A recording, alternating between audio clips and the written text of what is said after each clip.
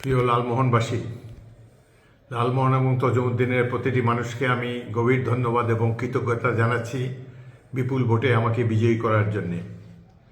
এই মুহূর্তে আমি আমাদের এই দুই উপজেলার সম্মানিত বাসিন্দাদেরকে অনুরোধ করে বলতে চাই, পরাজিত শক্তি আওয়ামী লীগ ক্ষমতা থেকে নির্বাসিত, তাদের নেতারা ভারতে পলাতক জীবনযাপন করছে। তারপরও এদেশের মানুষ অনেক আওয়ামী লীগেরও আমাদেরকে ভোট দিয়ে বিজয়ী করেছে। এখন বাংলাদেশের জন্য আইন শৃঙ্খলা পরিস্থিতিকে স্থিতিশীল রাখা খুবই প্রয়োজনীয়। আমি লালমোহন তজুমুদ্দিনের প্রত্যেক নাগরিককে অনুরোধ করব, বিশেষ করে বিএনপির নেতাকর্মীদেরকে অনুরোধ করব, তারা যেন আওয়ামী লীগ বা অন্য কোনো দলীয় বা জামাত ইসলামী বা অন্য কোনো দলীয় কোনো সমর্থকের সাথে যেন রূঢ় ব্যবহার না করে, কারো প্রতি যেন কোনো অন্যায় আচরণ না করা হয়। কেউ যদি আইন নিজের হাতে তুলে নেয়, তাকে কঠোর শাস্তির মুখোমুখি হতে হবে। 1 লক্ষ ভোটের ব্যবধানে ত্রয়োদশ জাতীয় সংসদ নির্বাচনে বিজয়ী করেছে। এটি আমার জন্য একটি বিশাল অর্জন বলে আমি মনে করি। প্রত্যেক ভোটার, প্রত্যেক লালমোহন তজুমুদ্দিনবাসীকে আন্তরিক ধন্যবাদ ও কৃতজ্ঞতা জানাচ্ছি। নির্বাচনের আগে এই নির্বাচনটি আমার জন্য ছিল 10ম নির্বাচন। আমি এই নির্বাচনে অতীতের নির্বাচনের মতো পরিশ্রম করতে পারি নাই, কোনো কারো বাড়িতে যাই নাই, কোনো হাট বাজারে বসি নাই, কোথাও কোনো গ্রুপের সাথে গল্পগুজব করি নাই, শুধুমাত্র মিটিংয়ে বক্তব্য রেখেছি এবং চলে এসেছি। এবারের অনেক নতুন ভোটার হয়েছে, সারা দেশে 4 কোটি তরুণ ভোটার প্রথমবারের মতো ভোটার হয়েছে। এদের অনেকেই যুবক, আমাকে কখনো দেখে নেই, তাদের সাথে আমারও কখনো দেখা হয়নি।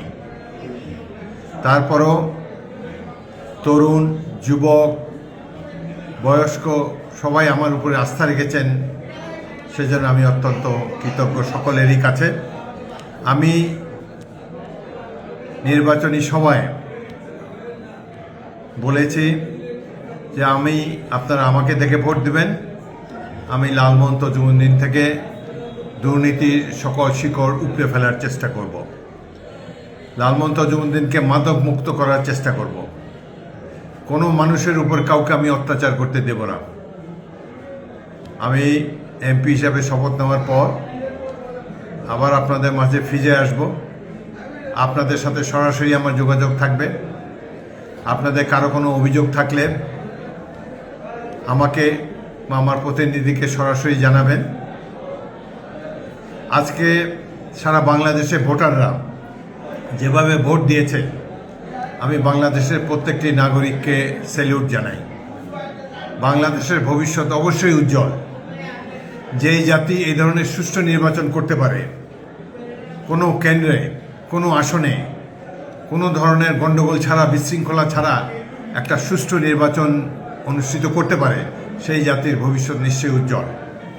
আমি বর্তমান অন্তর্বর্তীকালীন সরকারকে ধন্যবাদ জানাই, নির্বাচন কমিশনকে ধন্যবাদ জানাই, প্রশাসনকে ধন্যবাদ জানাই, সর্বোপরি বাংলাদেশের সাধারণ মানুষকে আন্তরিক কৃতজ্ঞতা জানাই একটি সুষ্ঠু নির্বাচন আয়োজনের জন্যে।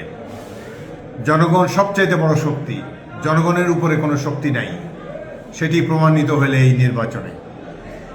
আমি 10টি নির্বাচন করেছি, এবারে নির্বাচনটির মতো সুষ্ঠু নিরপেক্ষ নির্বাচন অতীতে আর দেখিনি। যাই হোক, বাংলাদেশ সারা পৃথিবীতে সুনাম কুড়িয়েছে এই ধরনের একটি সুষ্ঠু নির্বাচনে অংশগ্রহণ করে, এবং আমাদের পার ক্যাপিটা ইনকাম, মাথাপিছু আয় যাই হোক, আমাদের ভবিষ্যৎ অত্যন্ত উজ্জ্বল।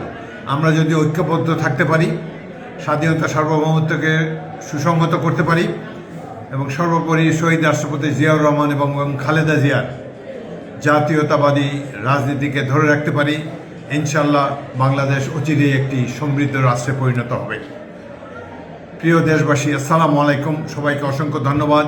আল্লাহ হাফেজ। আবার আপনাদেরকে গভীর কৃতজ্ঞতা জানাই।